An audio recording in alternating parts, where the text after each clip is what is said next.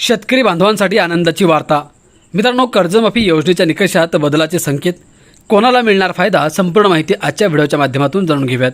हा व्हिडिओ तुम्ही पूर्ण बघा आणि आपल्या शेतकरी मित्र या यूट्यूब चॅनलला सबस्क्राईब करा। मित्रांनो, पुण्यश्लोक अहिल्यादेवी होळकर शेतकरी कर्जमाफी योजना स्थानिक स्वराज्य संस्थांच्या विधान परिषद निवडणुकीनंतर जाहीर करण्यात येणार आहे। ही योजनेला मंत्रिमंडळाने मंजुरी दिली असली तरी अटी आणि शर्तींविरोधात शेतकरी नाराज आहेत। आमदार रोहित पवार यांनी पंढरपूरमध्ये अन्नत्याग आंदोलन केले। शेतकरी नेते संघटनांनी सरकारच्या हेतूवरच प्रश्नचिन्ह उपस्थित केले आहे। या सर्व गदारोळात राज्य सरकारने योजनेविषयी महत्त्वाचा निर्णय घेतला आहे। त्यासाठी 3 स्वतंत्र समित्या गठीत करण्यात आल्या आहेत। या योजनेच्या मार्गदर्शक सूचना आणि निकषांमध्ये बदलासाठी समिती गठीत करण्यात आली आहे। मुख्य सचिव या समितीचे अध्यक्ष आहेत। निकषात बदल, शेतकऱ्यांना होणार फायदा। मुख्यमंत्री देवेंद्र फडणवीस यांच्या अध्यक्षतेखाली कर्जमाफी योजनेची प्रभावी अंमलबजावणीसाठी मंत्रिमंडळ उपसमिती गठीत करण्यात आली आहे। या योजनेचा आढावा घेणे आणि योजनेच्या निकषात बदल करण्यासाठी ही समिती काम करेल। या समितीत दोन्ही उपमुख्यमंत्री, महसूल, वैद्यकीय शिक्षण, कृषी आणि सहकार मंत्र्यांचा समावेश आहे। ही समिती या योजनेचा नियमित आढावा घेणार आहे।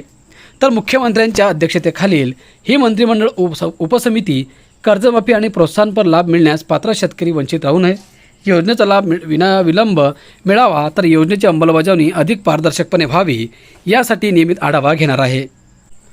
2 जून 2026 रोजी मंत्रिमंडळाची मंजुरी। मित्रांनो, राज्य मंत्रिमंडळाने 2 जून 2026 रोजी सदर योजनेला मंजुरी दिली।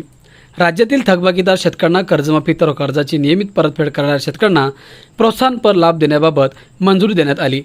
पुण्यश्लोक अहिल्यादेवी होळकर शेतकरी कर्जमुक्ती योजना 2026चा शासन निर्णय निर्गमित करण्यात आला, पण त्यानंतर रोहित पवार यांनी सरसकट कर्जमाफीसाठी अन्नत्याग आंदोलन केले। तर अनेक शेतकरी नेते संघटनांनी या निर्णयावर नाराजी व्यक्त केली।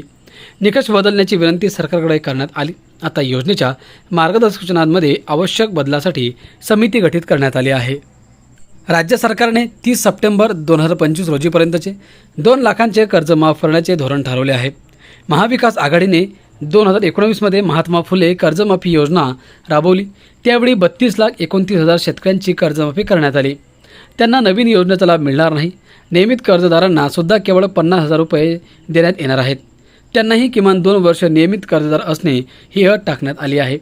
त्यामुळे यापूर्वी कर्जमाफीचा लाभ घेतलेल्या 12,71,000 शेतकऱ्यांना केवळ 50,000ची मदत मिळणार आहे। तर इतर काही निकषांमुळे नवीन कर्जमाफी योजनेवर शेतकरी नाराज आहेत।